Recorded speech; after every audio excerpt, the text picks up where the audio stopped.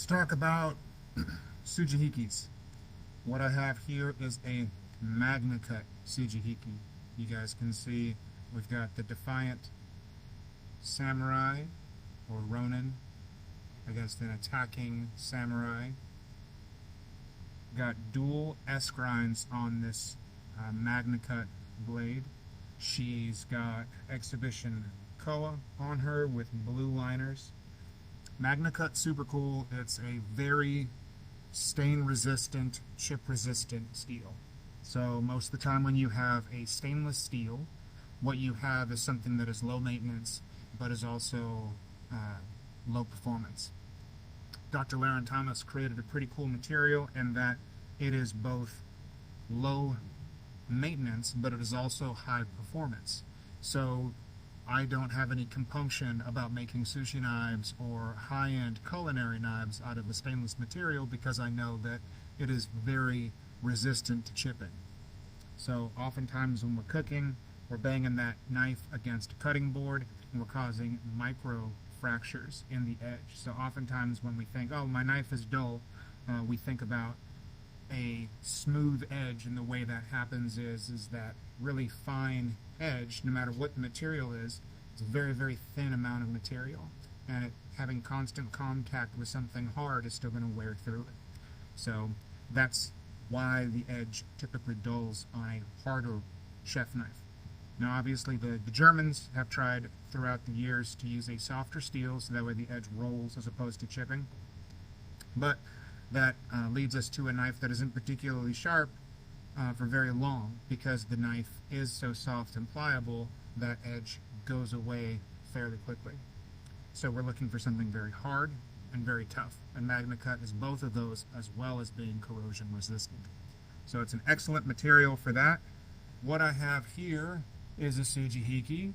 Sujihiki is a larger, thinner blade. When I say thinner, I mean from spine to heel. This girl is just over 12 inches. I don't know what that is in millimeters, don't ask me. But 12 inches. I like making my Japanese style knives with kanji. If you guys can read that, that just means made in America. And on the other side, I do denote that it is, in fact, magnacut, invented by Dr. Laren Thomas. This kind of a knife style, you're looking at a thinner height from spine to heel. That's designed to be able to go through proteins more effectively. The tip style on here is sakamaru, so that's that kind of katana tip right here. It's upswept.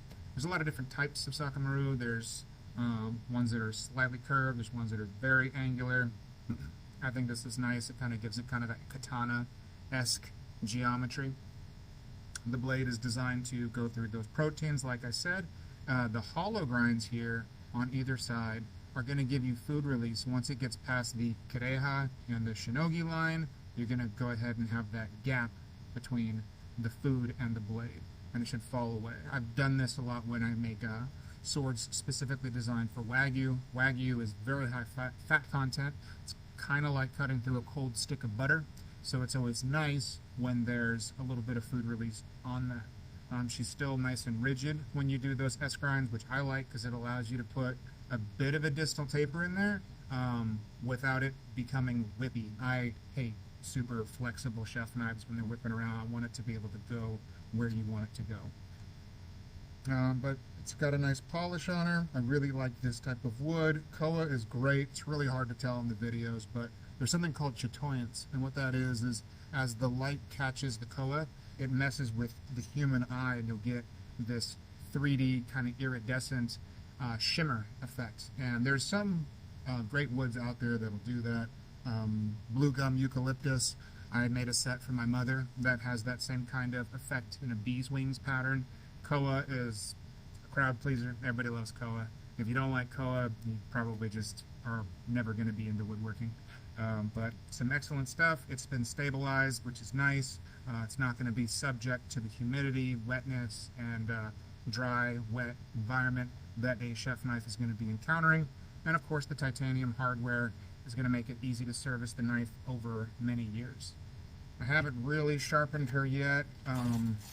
I just kind of ground her, but we'll see. What's her edge look like starting? I mean, pretty good for